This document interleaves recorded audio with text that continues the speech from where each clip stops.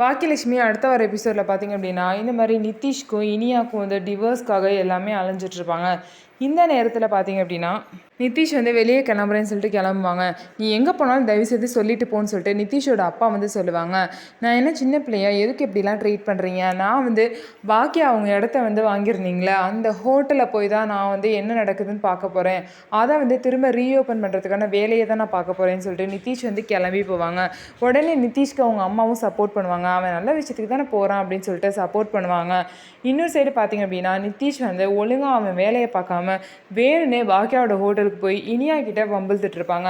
என்ன நீ டிவோர்ஸ்க்கு அப்ளை பண்ணால் நான் வந்து உனக்கு ஏற்ற மாதிரி பதில் சொல்லணுமா? உன்னை எப்படியெல்லாம் அலைய வைக்கிறேன் பாரு அப்படின்னு சொல்லிட்டு வேணுன்னே இனியா கிட்ட வம்பிழுத்துட்டு இருக்காங்க. இதனால இனியாவை பார்த்தீங்க அப்படின்னா நிதிஷ் கிட்ட போயிட்டு அவங்க அம்மா அப்பா கிட்ட பேசுகிறாங்க. இந்த மாதிரி உங்கள் பையன் தேவையில்லாமல் நான் டார்ச்சர் பண்ணுறான், சும்மா இருக்க சொல்லுங்கன்னு சொல்கிறாங்க. உடனே நிதிஷோட அம்மா பார்த்தீங்கன்னா தேவையில்லாமல் எதுக்கு வந்து இங்கே சண்டை போட்டுட்ருக்க அப்படின்னு சொல்லிட்டு இனியாவை பார்த்து கேட்குறாங்க. அவங்க வீட்டில் தான் சொல்லி அனுப்பிச்சிருக்காங்க போய் சண்டை போடு அப்படின்னு சொல்லிட்டு இனியாவை தப்பாக பேசிகிட்டு இருக்காங்க. இனியாவுக்கு எப்போ டிவோர்ஸ் கிடைக்க போகுது, டிவோர்ஸ் கிடைச்சா அவங்க வாழ்க்கை எப்போ சரியாக போகுது அப்படிங்கிறத பொறுத்து இருந்து பார்க்கலாம். நம்ம வீடியோ உங்களுக்கு பிடிச்சிருந்தா நம்ம வீடியோவை லைக் பண்ணிக்கோங்க. அதுக்கப்புறம் மறக்காமல் சப்ஸ்கிரைப் பண்ணிவிட்டு பாருங்கள்.